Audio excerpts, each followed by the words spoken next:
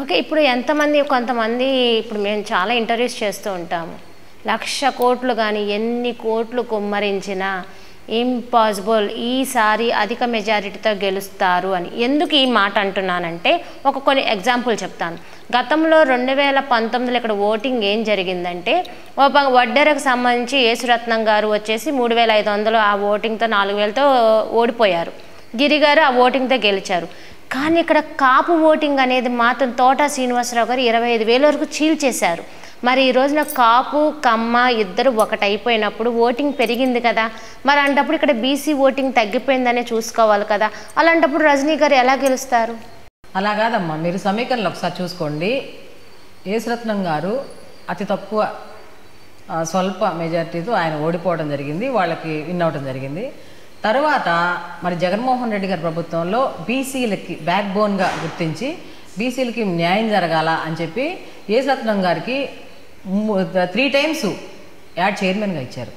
అంటే బీసీ సామాజిక వర్గానికి ఎంత పెద్దపీట వేశారు, ఇది 2 Townలో. అలాగే ఎమ్మెల్సీగా ఇచ్చారు. ఇంకొకటి ఏంటంటే టీడీపీ నుంచి వైసీపీకి గిరిగారు వచ్చి అనేకమైన సంక్షేమ పథకాలు దోహదపడ్డారు. అలాగే ఆయన చాలా డెవలప్మెంట్ చేశారు. మాకు గిరిగారు వచ్చిన తర్వాత మా పార్టీలోకి వచ్చి ప్రతి కార్పొరేషన్ పరిధిలో ఉన్నటువంటి వార్డులన్నీ కూడా అన్ని రోడ్స్ కానీ ఏదైతే డెవలప్మెంట్ కావాలో అవన్నీ కూడా 98% చేశారు.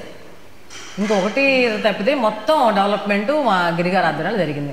అలాగే ఇప్పుడు కాపు సామాజిక వర్గం అంటున్నారు. మా రజనమ్మ గారి భర్త కాపు సామాజిక వర్గం. ఆయనకి చాలా బ్యాక్గ్రౌండ్ ఉంది, చాలా రిలేషన్స్ ఉన్నాయి. ఆయనకు ఇక్కడ ఎంప్లాయీస్ ఉన్నారు. ఆయనకి ఆ ఓట్లు కూడా మాకే వస్తాయి కమ్మా.